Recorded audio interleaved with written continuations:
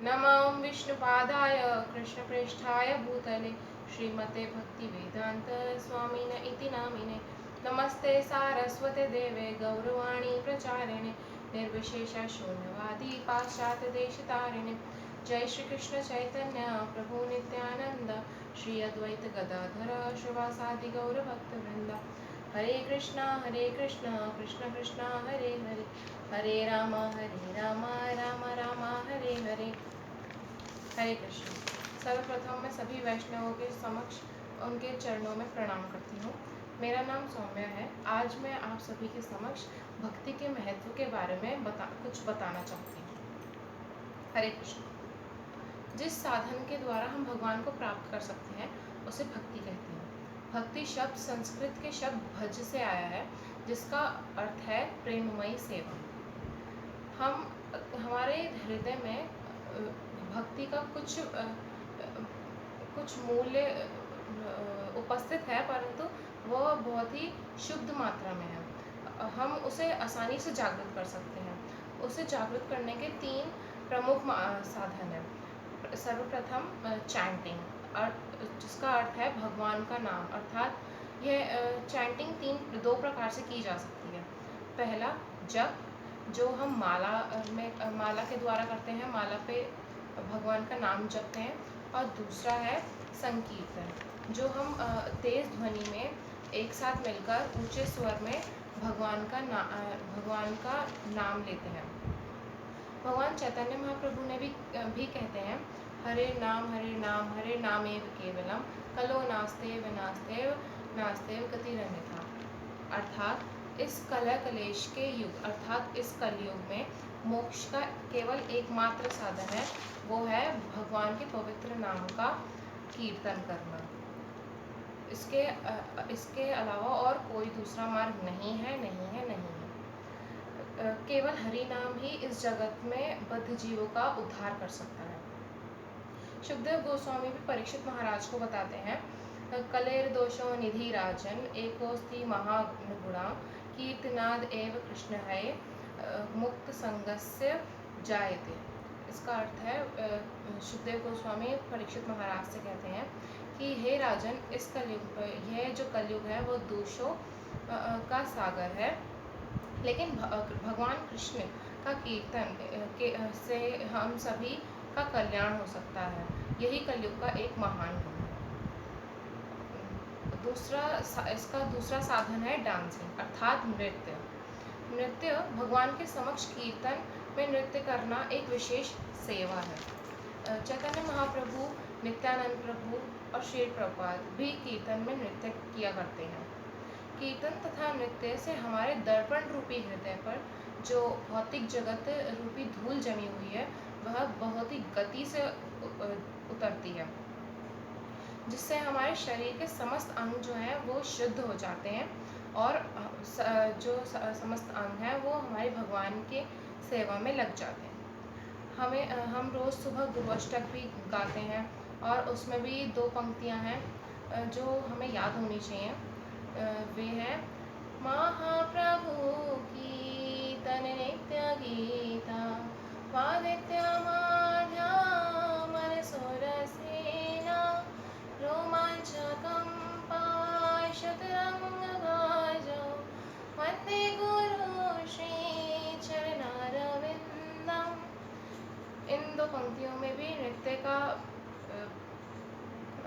बात की गई है। इसमें भी बताया गया है नृत्य के बारे में कि इस मतलब कीर्तन के साथ नृत्य हमें करना चाहिए। और तीसरा और आखिरी साधन है फीस्टिंग, अर्थात भोज। यहाँ पर भोज का अर्थ केवल और केवल प्रसादम है। हमें हमेशा भगवान को भोग लगाकर जो भोजन होता है उसे प्रसाद के रूप में ही पाना चाहिए, क्योंकि जो लोग प्रसाद नहीं पाते हैं और केवल अपने इंद्रिय मुख, अर्थात बिना भोग लगाए भगवान को भोजन करते हैं, वे केवल और केवल पाप के भागीदार होते हैं, पाप ही खाते हैं। यज्ञ शिष्टासिना संतो मुच्यन्ते सर्वकिल्बिषय भुज्यन्ते ते त्वग्न पापा ये पच्यन्ते त्वकारणात्। अर्थात भगवान के भक्त सभी प्रकार के दोषों से एवं पापों से मुक्त होते हैं, क्योंकि वे भगवान को भोग लगाकर उसे प्रसाद के रूप में खाते हैं। और जो अन्य लोग हैं, जो अपने इंद्रिय मुक्त मुख अर्थात जो भगवान को बिन भोग लगाए भगवान का को भोग ना लगाए, बिना भोग लगाए भोजन करते हैं, वे केवल और केवल पाप खाते हैं और पाप के भागीदार होते हैं। तो इस इन भगवान के भक्तों को भगवान हर प्रकार से सहायता करते हैं और सबसे अधिक प्रेम भक्तों को करते हैं। भगवान केवल एक ही हैं, वे हैं भगवान श्री कृष्ण सच्चिदानंदमय और समस्त कारणों के कारण हैं, जिनसे बढ़कर और कोई नहीं है। ईश्वर परम कृष्ण सच्चिदानंद विग्रह आनंदि आनंदिरादि गोविंद सर्व कारण कारणम। इन सभी भक्ति सिद्धांतों से मेरे जीवन में कई बदलाव आए हैं।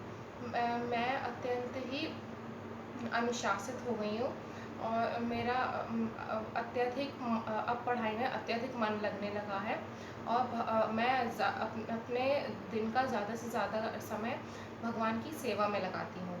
अब मैं अपनी पढ़ाई भी अत्यंत ही एकाग्रता से कर पाती हूँ और मेरे अध्ययन में भी काफ़ी बदलाव आए हैं और ज़्यादा एकाग्र होकर पढ़ाई करने से मेरे मन में बहुत ही ज़्यादा दबाव नहीं पड़ता है, ख़ास तौर से परीक्षाओं के समय पर, और मेरे काफ़ी अच्छे अंक भी आते हैं। और सबसे बड़ा जो हमें इससे बेनिफिट है वो है हमारा माइंड जो है वो कंट्रोल में आ जाता है। क्योंकि माइंड को मतलब मन को वश में करना बहुत ही कठिन है, क्योंकि मन बहुत ही चंचल होता है और और सबसे ज़्यादा बलवान भी है और जो भी चीज़ देखता है हमारा मन उसी पे जाता है। तो जैसा कि भगवद गीता में भी बताया गया है, चंचल ही मना कृष्ण प्रमाथि बलवद्रण तस्यां निग्रहं मन्ये वायुरेव दुष्करम। अर्थात अर्जुन जो सबसे मतलब बलवान है और सर्वश्रेष्ठ धनुर्धरी हैं, वे स्वयं कह रहे हैं भगवान से कि मन जो है वो बहुत ही चंचल है, हठीला है और अत्यंत बलवान है, इसलिए वे वायु को वश में कर सकते हैं लेकिन अपने मन को वश में नहीं कर सकते। और क्योंकि मन को वायु से को वश में करने से भी अत्यंत कठिन है, तो भगवान उन्हें यह उपाय बताते हैं कि मन को वश में करने का सबसे सरल उपाय है मतलब चैतन्य महाप्रभु स्वयं बताते हैं कि अपने मन को वश में करने का सबसे सरल उपाय यही है, भगवान की भक्ति करना, भगवान का नाम लेना और भगवान मोक्ष पाने के लिए भगवान का हरे कृष्ण महामंत्र जो है हरे कृष्णा कृष्णा कृष्णा हरे हरे, हरे राम राम राम हरे हरे, इस महामंत्र का जाप करना ही सबसे आसान उपाय है इस कलयुग अर्थात कलह कलेश के सागर से मुक्त होने का और मोक्ष की प्राप्ति करने का और मन को स्थिर रखने का। हरे कृष्ण। आखिर में मैं अपने सभी गुरुजनों और वैष्णवों से यही प्रार्थना करती हूँ कि वे मुझे अपना आशीर्वाद प्रदान करें कि मैं भक्ति में ज़्यादा से ज़्यादा आगे बढ़ सकूँ। हरे कृष्ण।